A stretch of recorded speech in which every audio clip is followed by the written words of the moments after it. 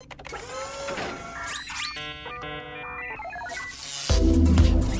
New Zealand Tech Podcast, brought to you by Gorilla Technology, proactive and strategic IT. Hey folks, greetings and welcome along to the New Zealand Tech Podcast. Good to be back again. And Bill Bennett, great to have you joining us. How are you today? I'm good, Paul. Excellent. I know we did have a few technical difficulties with getting kicked off today, but thank you for your perseverance logging into the streaming platform. We have finally made it. We're live, so that's good. And of course, most people will be listening in through the audio podcast. But just a little bit of a reminder, folks. Most Tuesday afternoons at around 4 p.m. We are tending to go live. So do feel free to follow us on the YouTubes, the LinkedIn's, the Twitter, or the Facebooks, whichever is your preferred place. If you want to catch the latest and greatest, ahead of everyone else, because most people will, of course, be catching it at their convenience through the audio podcast. Before we jump in, Bill, maybe you remind listeners where you fit into this big wide world of tech and media in New Zealand. Well, I'm a journalist. I write about business and technology. I've been writing about business and technology now since 1981. So that's 40 years of doing this. And I have a blog. I'm here, I'm there, I'm everywhere. And you can want to look. Yeah. Oh, great to have you here, and to pull you away from your other responsibilities. So thanks again, Phil. Lots going on as always. But first up, a little thank you to our show partners, to Vocus, Vodafone, Spark, HP, and Gorilla Technology for their support of New Zealand Tech Podcast. Now, first up, I was quite keen to delve into what we've been hearing about a startup called Aerotime. And look, this one caught my attention for a couple of reasons. One, it involves drones, and of course, we've been following drone news really since the very beginning of the New Zealand Tech Podcast over a decade ago. There's been more and more interest in drones. They've become something very accessible. So at virtually any price point, you can jump in and get a drone from kids' drones that are sub $100 up to pretty much as you want to spend. And of course, being a time of war at the moment, we've been hearing a lot about how drones have been being used to particular effect for Ukraine and their defense. Obviously, it's not just their side that's been using drones. Russia have as well. But this whole sort of drone phenomenon it just continues to evolve, and this new invention from Pipervision, a New Zealand based startup who have got government support, have been working on this project that really aims to reduce the impact of foggy days on our flights. And if you try to fly in or out of Wellington, probably especially, which is probably had the most issues, but really most airports in New Zealand are impacted at some time or other, usually during the year, by fog. It's it's a real disruptor. It's expensive when flights have to get diverted or cancelled and so on. This idea that they could put up a drone that impacts, I guess, the atmosphere and the air a little bit, and hopefully minimises the chance of flights getting cancelled. So apparently they've done over 200 tests already in New Zealand and Australia, and they use an absorbent that they say meets drinking water standards and is already approved by New Zealand's Environmental Protection Authority. This sounds pretty cool, Bill. What are your thoughts? Well, it does. I mean, and the thing is, I was thinking the thing about clearing the fog from an airport is you've actually got to clear it over a lot of space. I mean, we're talking about, square kilometres of space that you need to get in and out of airports. So it's got to be pretty spectacular to be able to clear that much fog away. I mean, it'd be one thing to clear fog away in your garden, or over an acre or so, but over an entire airfield like Wellington, it's a lot of space. The other thing that I was thinking about was how it's not just the area; it's like a cubic space. It's three-dimensional that it needs to be covering quite a bit of space too. So I guess that's where the drone part of the equation comes in. First off, my first thought when I saw that story is I'm amazed that this hasn't been done before by someone else. I mean, we don't have the foggiest airports. You want to try London. New Zealand isn't alone in having foggy airports, and it's been a problem forever. And my second thought was can't electronics do a lot of the guidance and so on anyway, so to make this not necessary? But apparently, this is a much safer and sensible and more straightforward way of solving the problem. Yeah. Look, I think sometimes when these things come along, you do wonder, but sometimes the problems are a lot more complex than we might imagine. And when I first heard of it, I'm thinking, oh, what does this do? Blow the fog away or something? But that wouldn't be drones doing if that was the solution, right? I was trying to join up the dots and think, what could this be before I delved into it. But I have heard stories about helicopters blowing the fog away from at times when it's necessary. So it could have been that, but no, this is actually some kind of chemical thing. Apparently, it's a natural chemical, as you say. It's quite a safe natural chemical. Well, that surprised me too, because like you, I thought it probably has something to do with blowing the fog away, but no. Yeah.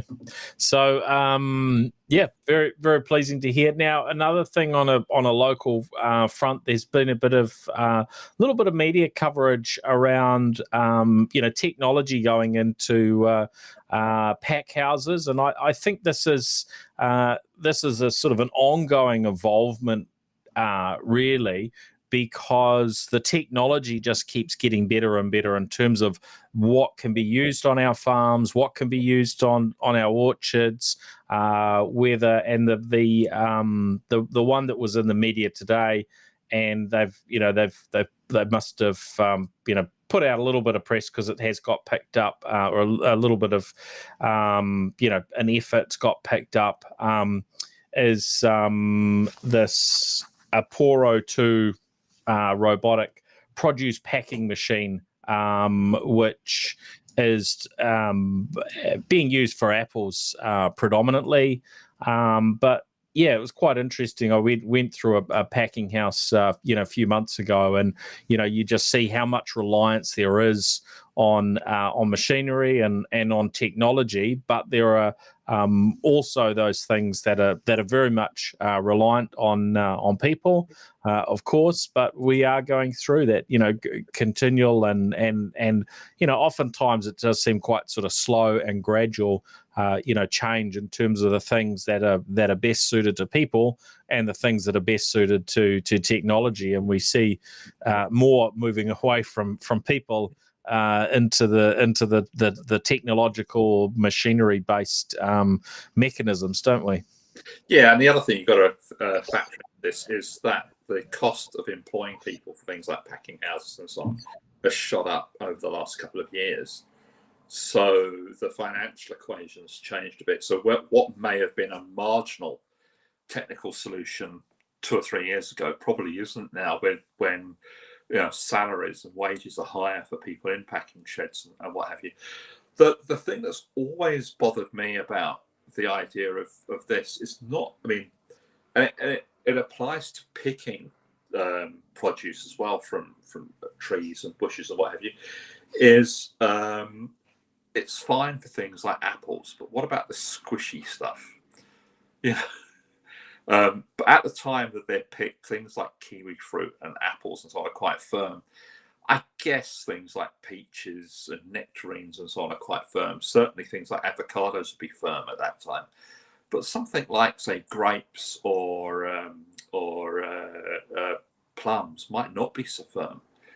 Certainly strawberries wouldn't be firm. So I guess that's the barrier for these things, is dealing with fruits that are firm and soft. Yeah, look, I think there'll be an ongoing journey on that front, and I have seen some robotic technology that's designed to be able to deal with things in a very, very gentle manner. So no doubt over the years ahead, we'll just continue to see that that transition. And of course, New Zealand's been, as have other countries, massively impacted with new folk not being able to come into the country, and that's impacted things based on. What we hear is there's kind of a lack of interest from current generations to be out fruit picking, whereas certainly my when I was growing up, I remember one of my brothers going off and doing a season fruit picking in Roxburgh, I think it was, and that sort of thing was reasonably common.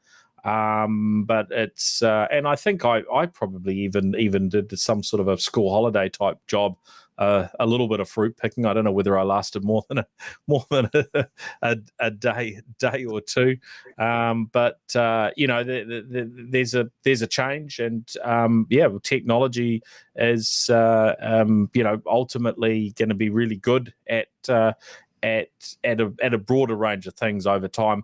And if we look to Tesla's new factory, which just opened in Berlin, their new gigafactory there. Tesla released a video over the weekend. I saw that. It's really cool seeing this fly through. And I ended up sort of sharing it on my LinkedIn over the weekend, because the other thing that had caught my attention was that Tesla seems that they're able to pump out a model, Tesla Model Y, in about 10 hours through their this new factory. And what we're hearing is that Volkswagen, who also in Germany, of course, a German company, that I think the details were for the ID3, which is in their main electric vehicles right now, takes about 30 hours. So it's been quite fascinating, sort of following some of what's been going on there, and but the fly-through video is just impressive to sort of see what goes on inside that facility. But noting that a traditional automaker that's making a somewhat similar sort of vehicle is taking 3 times as long to make it is in part a reflection of the innovation and the technology that Tesla have utilized within this factory and their other factories. Of course, they use the Giga press, which I think comes from an Italian company, to effectively cast parts of the vehicle, which automakers didn't do until Tesla started doing that. But what we've heard from the chair of Volkswagen is that they're looking to head in a direction that in many ways will emulate what Tesla have been doing, and a lot more robotics and automation, and by the looks of it, this casting technology as well. So there's a lot less pieces to put together. So I think there's a big roadmap ahead of us over 10, 20, 30, however many years to move more of these manual things across to the bots, Bill, to handle. Well, there's an aspect of this that I'm fascinated by, and it's how does technical support work for these things, for packing shed robots and so on? I mean, do the manufacturers have their own support networks, or is it outsourced to a third party? And wouldn't that be quite a nice job to be in Central Otago, being the guy who goes around fixing up packing shed robots? I think that's it's a bit like the modern equivalent of the the old stories of the vets and so on going around to rural farms. It sounds like quite a pleasant way of existing if you're a tech person with a rural bent. I think that could be quite pleasant. Yeah, that sounds pretty good. And I guess you might get to try out a bit of fruit when it's in season. And then what do? Take the off season off, or do you then head up to the northern hemisphere and do that? Because I guess there will be something in the other season that needs fixing. Trust me. So interesting. Now, the other thing that caught my attention in terms of local.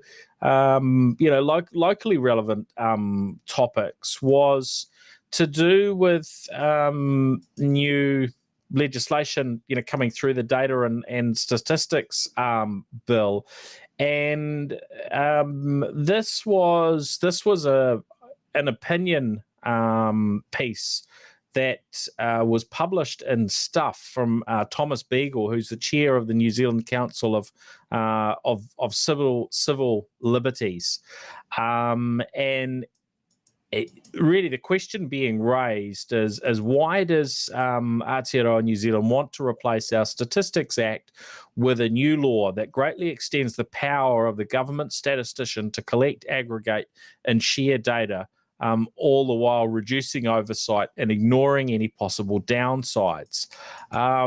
Look, this I think is quite a fascinating, topic, Bill, because there are huge benefits to having and collecting more data, but there is also a flip side to the whole thing, and we kind of have to get that balance. We have to get that balance right. So I think it's good to see it, getting picked up, getting raised in the mainstream media. But there really hasn't been a huge amount of discussion, around this bill. Have you had much of a look just yet? Any thoughts on it? I just had a brief look at it, and I think there is I think Tom has picked up on the key thing here, which is that there's, on the one hand, you have like an attitude in government of we don't really trust these tech things. It's a bit unknown to us, and we don't really trust things. And then there's the other side, flip side, where at times they're naive and they trust everything. And I think that anyone in government struggles to get that balance right. There are different pressures on them. I mean, there's commercial pressures to do things, and there's also pressures coming at them from, well, if you impose too many restrictions, you'll hobble the industry. We will fall behind, and so on. And it comes back to something which we've discussed in the past. We've discussed. I mean, you and I discussed this on the podcast in the past. Is that you don't really have the right level of expertise at the cabinet level to deal with these questions. And it was what, if you think back to Rod Drury calling for us to have a chief technical officer for the country, or a CIO for New Zealand, or some sort of person with that kind of role.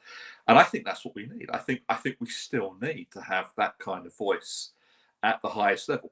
Whether it needs to be the way that the role was heading when Claire Curran was in the minister looking after that, or whether it needs to be something slightly different is up for debate. But what I think worries me about this, and I think it's something that I don't think Thomas mentions this in his piece, but it's what I was thinking while I was reading that, was we just have to have someone with the right level of expertise and understanding of these issues sitting at that cabinet table and saying, well, hang on a minute, we need to step back and take another look at this piece of legislation. Or alternatively, at times it's, oh no, don't worry about that, that's fine, that's just not going to be a problem. And we don't have that, and we really must. Yeah, I think it's a really really important point, Bill, that we need that right expertise. The other thing that concerns me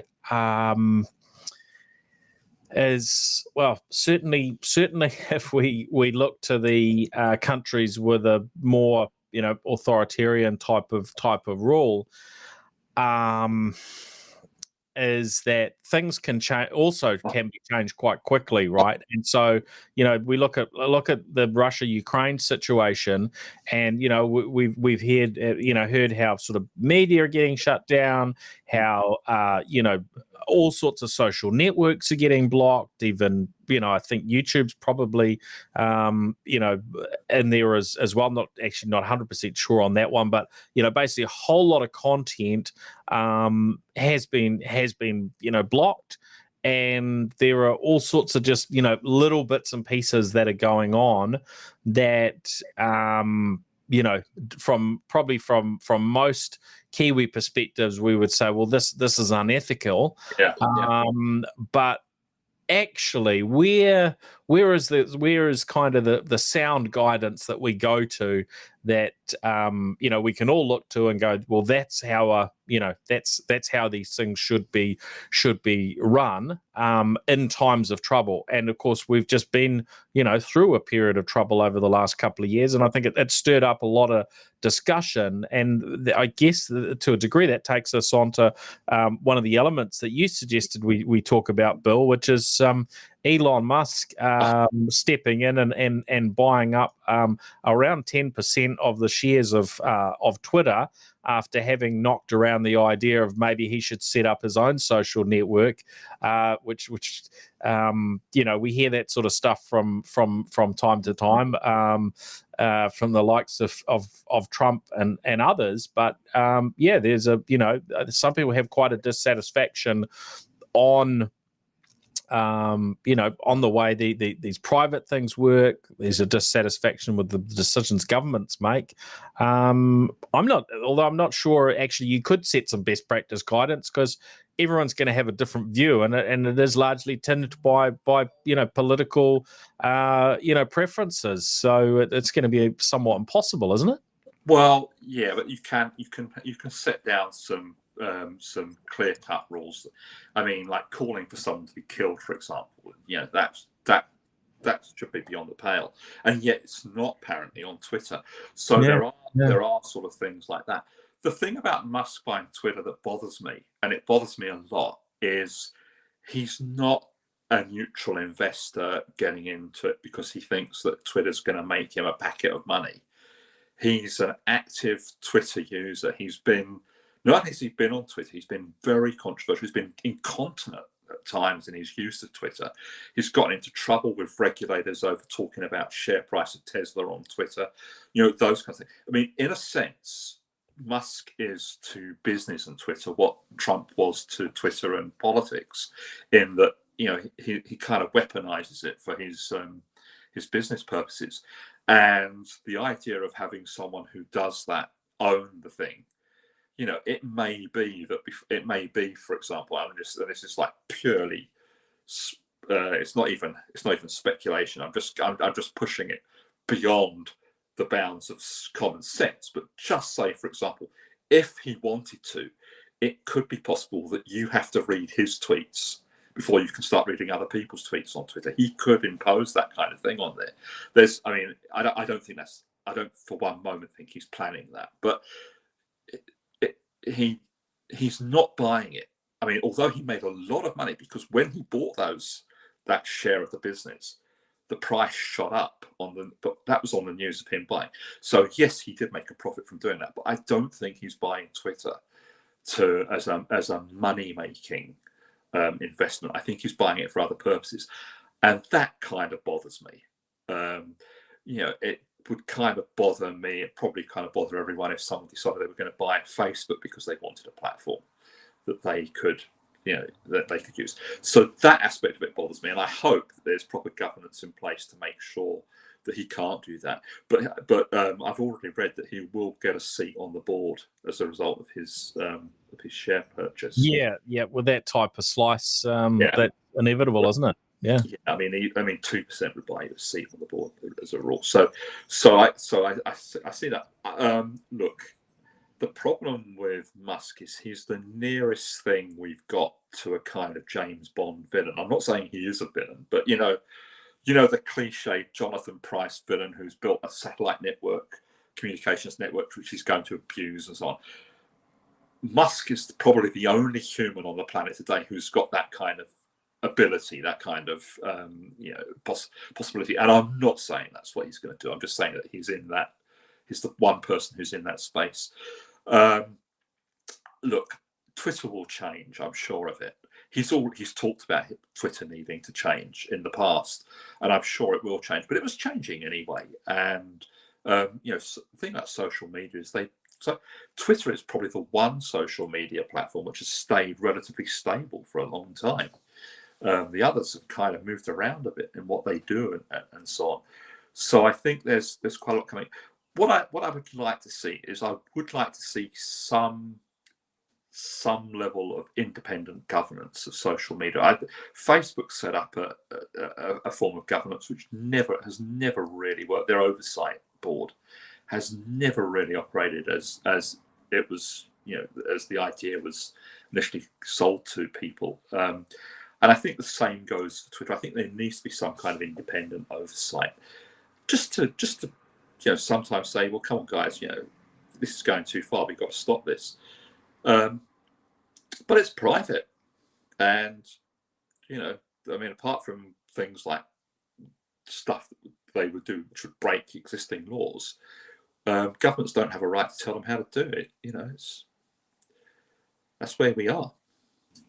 Yeah. It's going to be. I think it's going to be a lot more on certainly on the Twitter and the Musk topics. I know he did a bit of a poll and asking people if they were comfortable with the sort of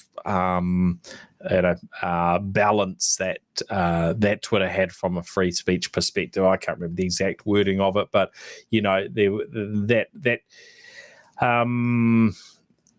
clearly this stuff has been of interest to him for some time. And you're going to get different people of different political leanings want to steer something in one direction or another. So I don't think it's probably going to be necessarily a big immediate change, but we may well see a change. And look, he's got the deep enough pockets, he can own the whole thing if he wants. He's heading in the direction, especially with the way that Facebook's share price. I mean, you can probably buy up just about every social network on the planet, bar TikTok, which just seems to be going up and up and up. And I saw speculation that TikTok's founder and Elon will be the world's first trillionaires. So I was going to say I hadn't looked the last couple of days, but the last time I looked, he was the world's richest man.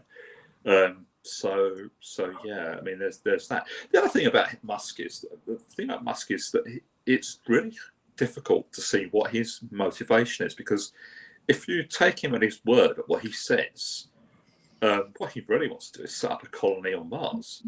That's what he really wants to do, and maybe that is his motivation. Maybe that's what he's really all about.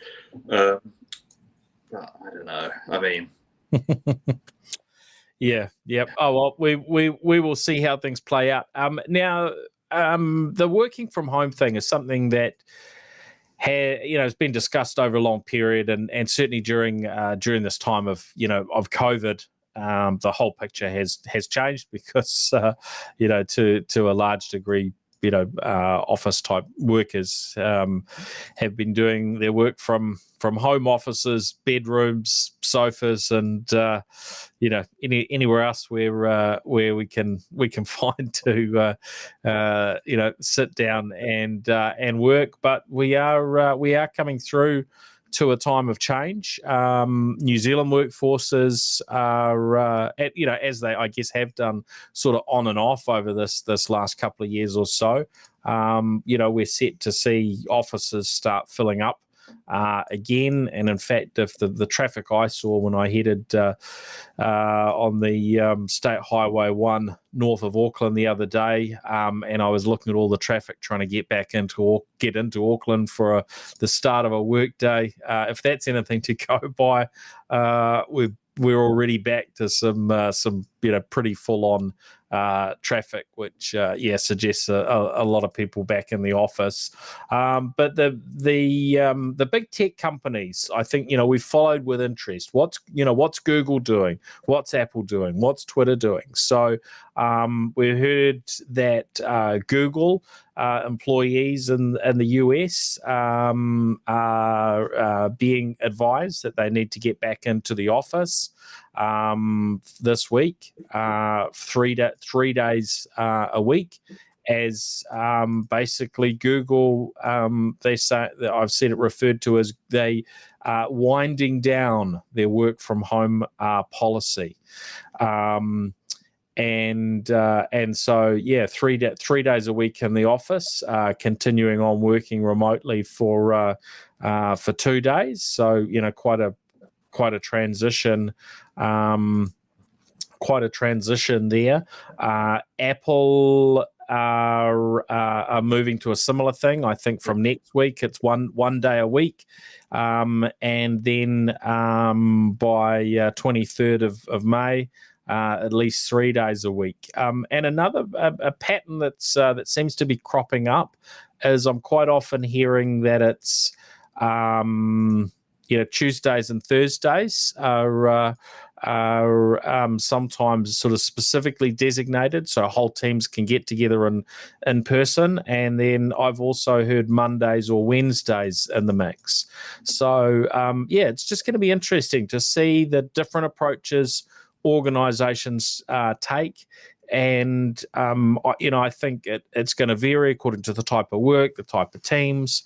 We certainly have some people that are just 100% happy not to join colleagues in person and work remotely. And then on the other end, we've got people that just they want to be in the office. They don't like working from home, and then that mix. So I'm kind of curious how structured these things are going to be for these bigger firms. I think smaller firms have probably find it a little bit easier to be a bit more flexible to the desires and wants of their the workforce. But I think life has certainly changed forever in those regards, hasn't it, Bill? Yeah, I don't think it. I think in New Zealand, what I'm picking up on is it's certainly not a one size fits all. I mean, there are firms where particularly here in Auckland and in Wellington, where lots of younger people are living in quite crowded rented accommodation, where there's people in that position who really just want to get back to the office because it's hard when there's 3 or 4 people working on a kitchen table, and yet older people that are more senior in age and would have their own houses are quite happy to go and work in their home studies and so on. So I think I don't think you're seeing a one size fits all approach even within a company. But what I have been picking up from talking to people, and this is not necessarily in my the tech side of my work, but in the business side of my work, is I'm getting feedback from companies that I've been talking to about this, that what's really gone missing in the last couple of years are those kind of accidental conversations which take place at the cafe, in the tea room, by the border cooler, as they would say in America, where you bump into someone and something happens almost by magic. You just don't have those kinds of accidental, oh, by the way, conversations when you're zooming into the office. You may not even see people from other departments if you're communicating that way, whereas you would if you were in the building. And that's that kind of creative cross-pollination, I think, is what's been missing. So whilst people have been able to go and get their heads down and concentrate on things and perhaps sort of succeed vertically in their speciality, you're just not getting that cross-fertilization, which I think has been missing. So I think there's going to be a case of getting back to the office. The other thing I think is you're quite right, the traffic has picked up, but it's nothing like what it was even now. And normally March would be the worst month historically, because that's when the unis go back and it's before people have dropped out of courses and so on. So round about now, the traffic would be starting to ease off a little bit. It peaks in March, certainly from where I live on the North Shore. And if you go into the CBD these days, you'll notice that it's just not as busy as it was even now. And the cafes are not full, places are not full. So there's definitely fewer people. So the thing I think is, rather than, I mean, you're quite right with what you're saying, but what I think also is definitely that idea that you can now work from home at least some of the time is kind of crystallized in the business area, and I don't think that's going away. I think there will be some companies where they'll want people in more often and start to push for that.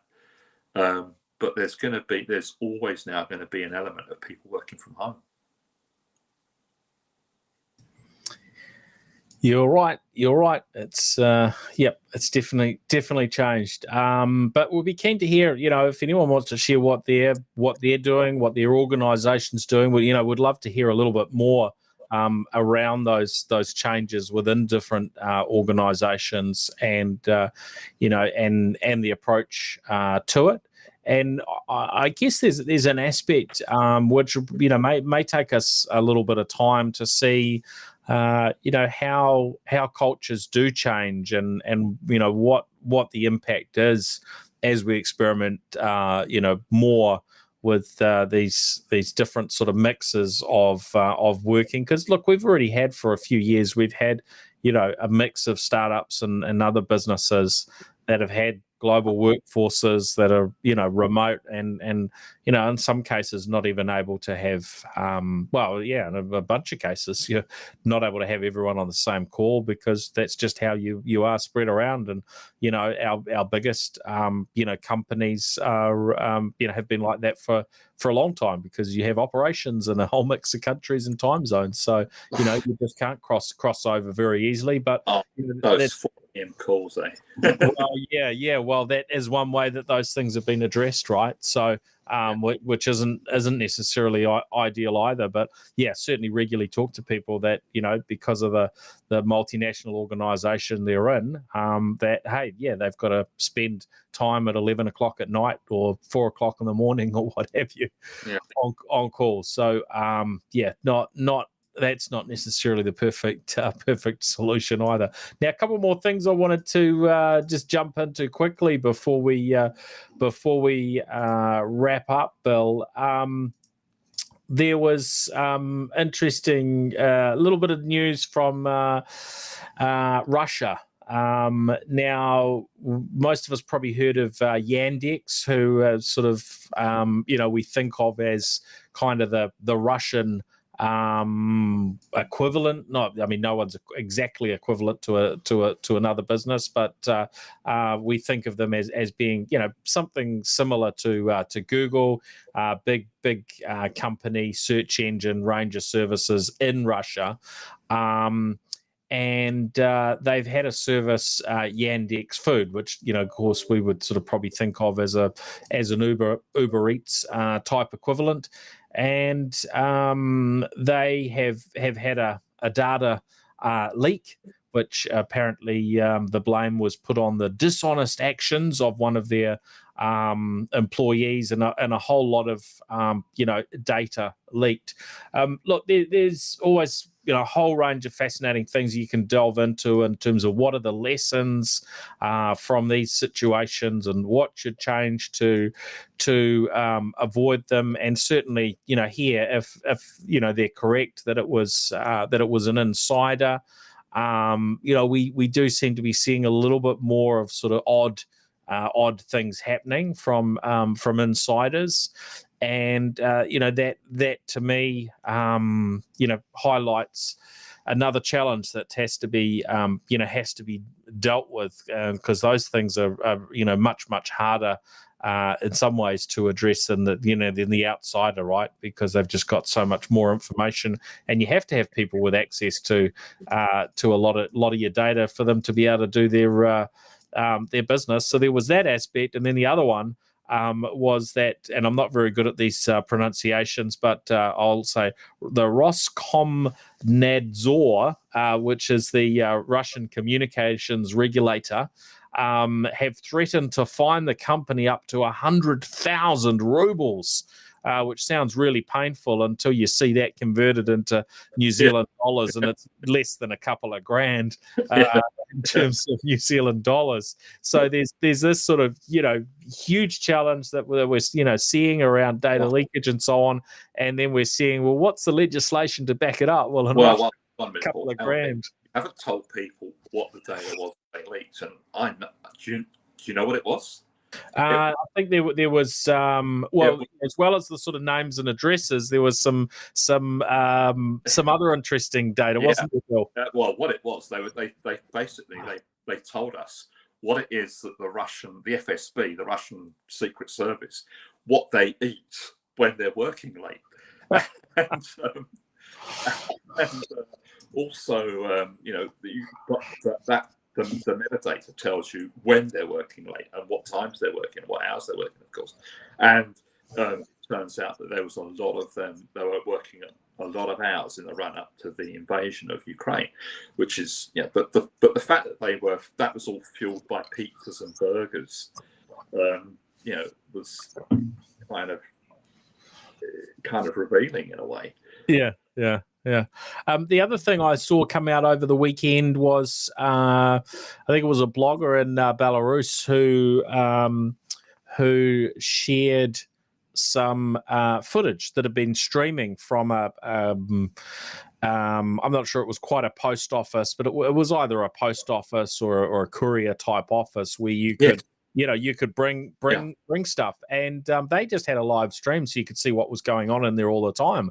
The problem was with them live streaming this for certain people is they were coming on in their Russian uniform. You could tell exactly what squadron, division, whatever you call it, that they were from, and they appeared to be bringing in valuable looted goods that they'd taken from Ukraine and trying to send back to their families. So maybe this is one of the good sides of a bit of transparency that this stuff has come out.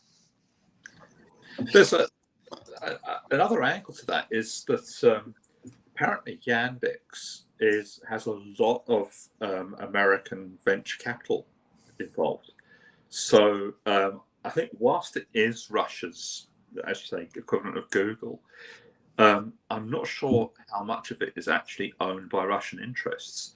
And that presents a whole set of problems. It's, if you like, now that there's a war on it, it's almost like the reverse of the problem that Huawei faced in the West, in recent years, where there was a worry that a Chinese company was vital to telecommunications networks and so on.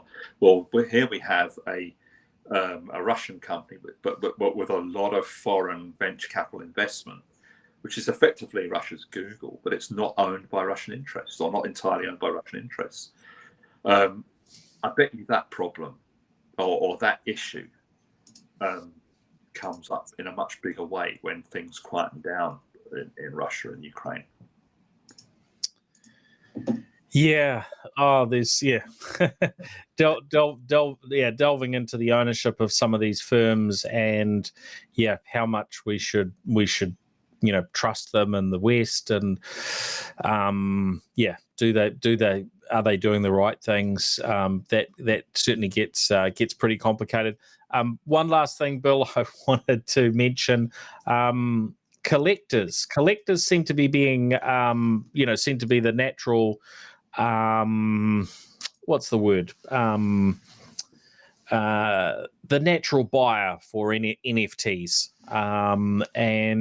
so we've really seen it seems to be about all sorts of collectibles, but it was fascinating to see a headline showing that the UK's Royal Mint is working on releasing NFTs this year. And I guess when you look at the likes of the Royal Mint, and we have some similar things here, and a lot of countries where basically you've got coins and you've got stamps that were collectible from fairly for a fairly long period of time.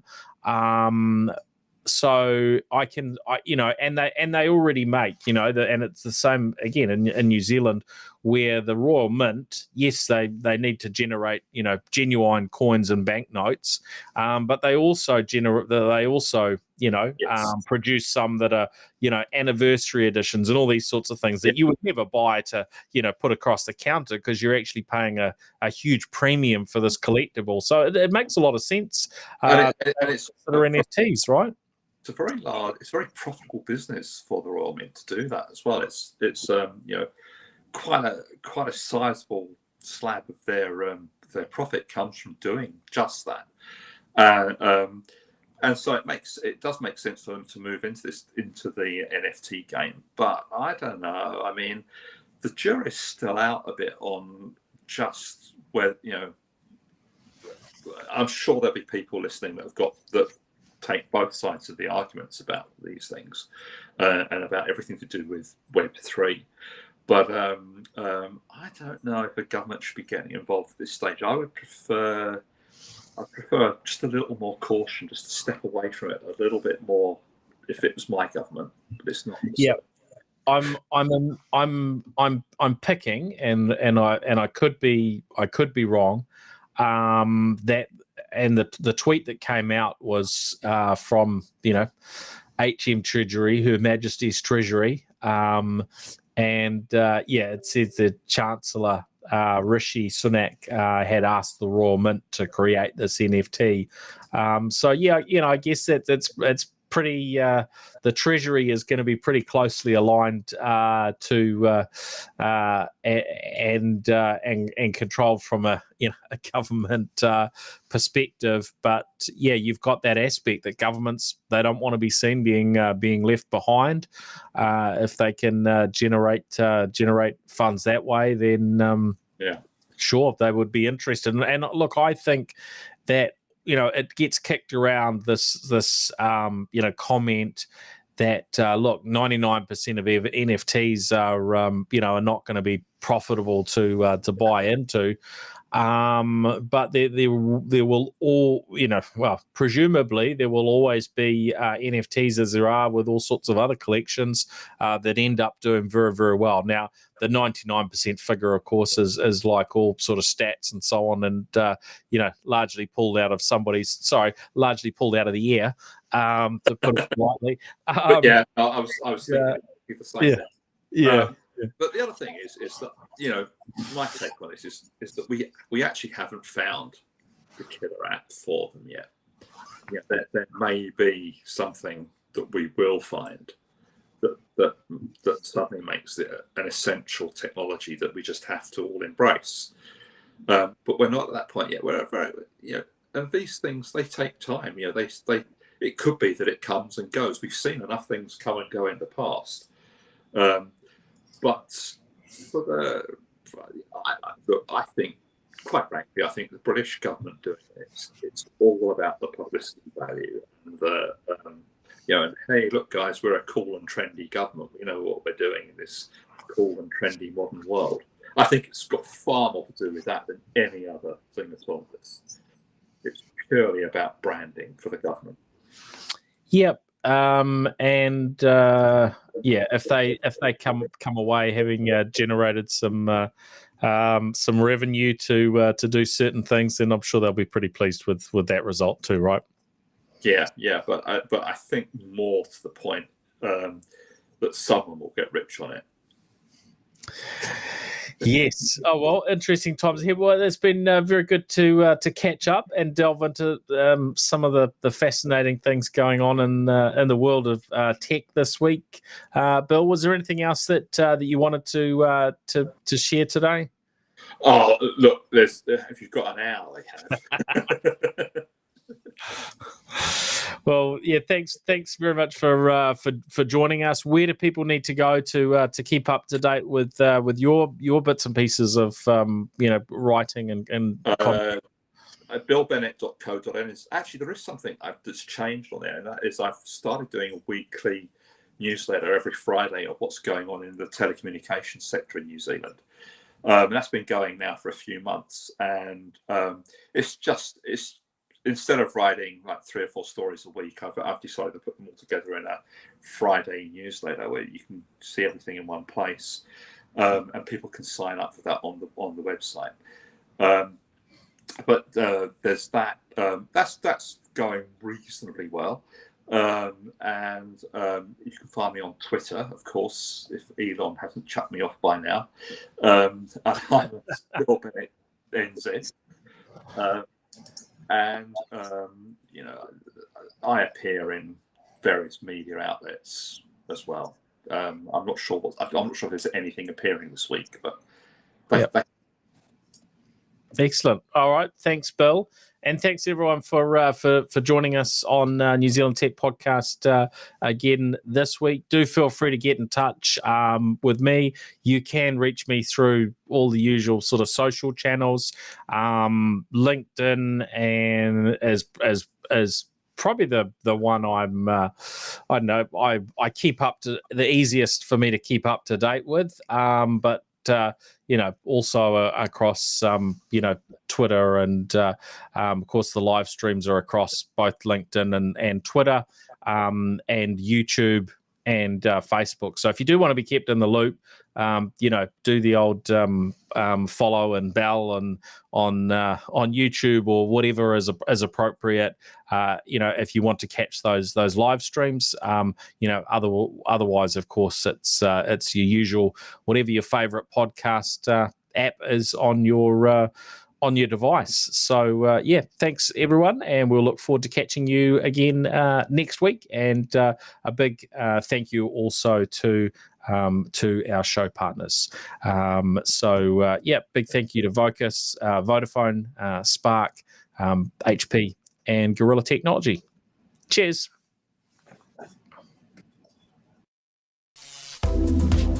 The New Zealand Tech Podcast, brought to you by Gorilla Technology, proactive and strategic IT.